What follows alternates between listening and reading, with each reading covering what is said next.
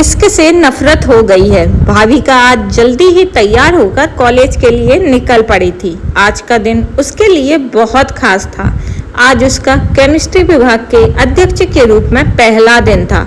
बरसों से इसी कॉलेज में प्राध्यापिका के रूप में वह काम कर रही थी।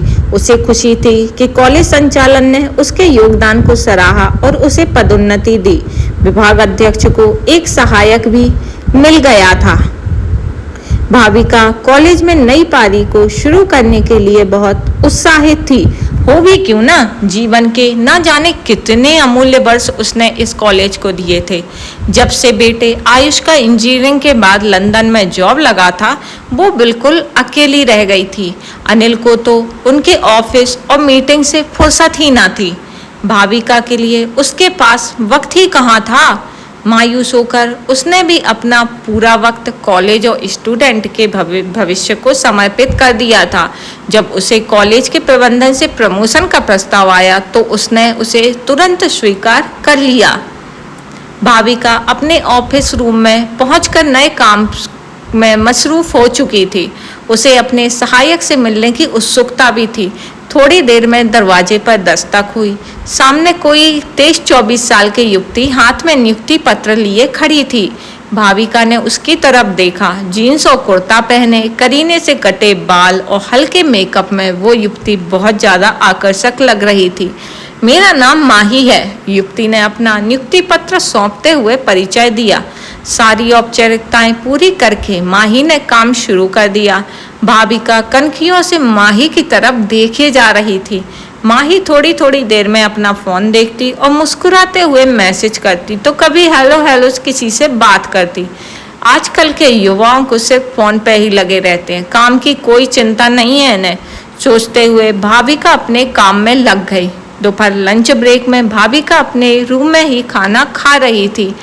क्या मैं आपके साथ यहाँ लंच कर सकती हूँ? माही ने पूछा। हाँ हाँ, क्यों नहीं, भाविका ने सामने कुर्सी की तरफ बैठने का इशारा किया। दोनों बातें करते हुए खाना खाने लगे। माही उत्सुकता से भाविका से उसके अनुभवों के बारे में पूछ रही थी। ये जानकर थोड़ी हैरान थी कि भाविका को इसी कॉलेज में 20 वर्ष हो गए हैं।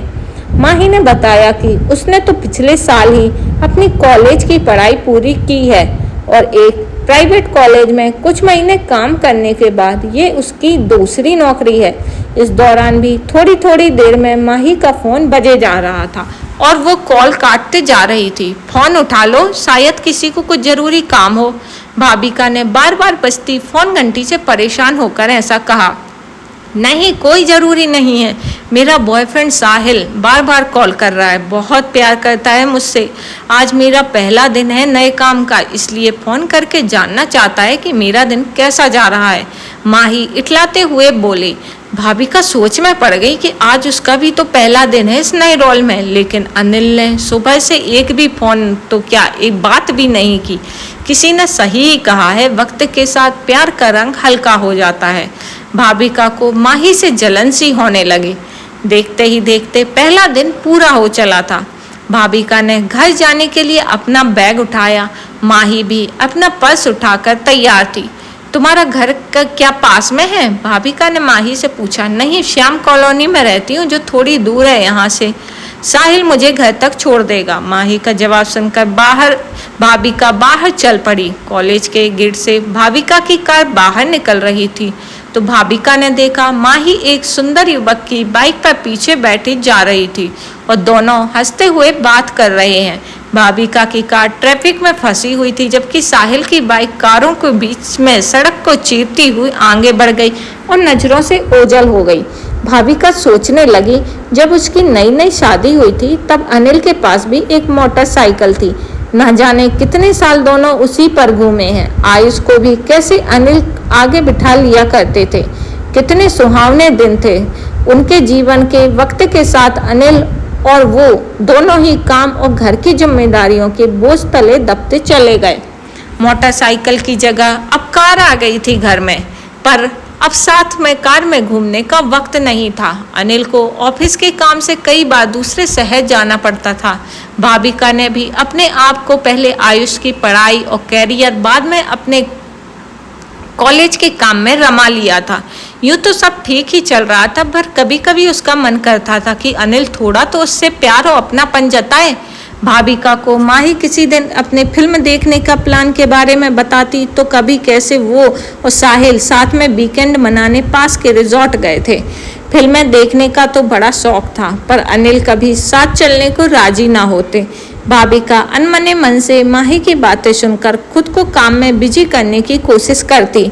अभी कुछ दिन पहले ही माही ने उसे अपने फोन पर दिखाया कि कैसे फेसबुक पर साहिल ने उसके लिए एक रोमांटिक वीडियो बनाकर डाला है और वो इसका जवाब इंस्टाग्राम वीडियो बनाकर देगी। भाविका को ये सब बातें पहले बचकाने लगती थी, पर उसको लगने लगा था ये सब प्यार के प्रदर्शित करने का तरीका ही तो है, इसमें कैसी बुराई। कुछ ही दिनों में कॉलेज में साइंस के मेले का आयोजन होने वाला था और सभी विभाग उसके लिए पूरी लगन से तैयारी कर रहे थे। भाविका ने भी केमिस्ट्री विभाग की ओर से प्रयोगशाला और कार्यशाला तैयार की थी और माही इस काम में उसकी मदद कर रही थी। भाविका मैडम, आप जानती हैं जिस दिन साइंस मेला है उस दिन मौसम विभाग ने बारिश और तूफान की चेतावनी दी है। साहिल तो उस दिन कॉलेज जाने से मना ही कर रहा है। माही दीवार पर बैनर लगाते हुए बोली, कॉलेज के लिए यह दिन काफी महत्वपूर्ण है और मैं उम्मीद करती हूँ कि तुम इस आयोजन को सफल बनाने में मेरी मदद जरूर करोगी। वैसे भी जरूरी नहीं कि उस दिन मौसम खराब ही हो।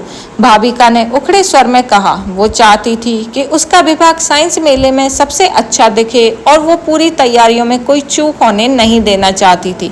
आखिर सारी तैयारी पूरी हो चुकी थी और वो दिन भी आ ही गया जिसकी उसे प्रतीक्षा थी। स्टूडेंट और अन्य लोगों ने बढ़ चढ़कर साइंस मेले में भाग लिया। उसके विभाग की भी तैयारी और साज सज्जा देखकर सभी प्रसन्नता कर रहे थे। केमिस्ट्री विभाग को बेस्ट डिपार्टमेंट का अवार्ड दिया गया। भाविका का चेहरा गर्व से चमक रहा था। उसकी दिन रात की मेहनत रंग जो लाई थी। समारोह लगभग खत्म होने वाला था और सभी विभाग अपनी प्रदर्शनी और दूसरे सामान समेट रहे थे। बाहर जोरों से बारिश शुरू हो गई थी। कड़कड़ाती बिजली और आवाज रोशनी ने भाविका का ध्यान खिड़की की तरफ खींचा। खिड़की के पास खड़ी माही प्रयोग के सारे उपकरण बक्सों में रख रही थी। माही का चेहरा एकदम बुझा सा लग रहा था। क्या हुआ माही, क्या तुम अपने विभाग को मिले पुरस्कार से खुश नहीं हो?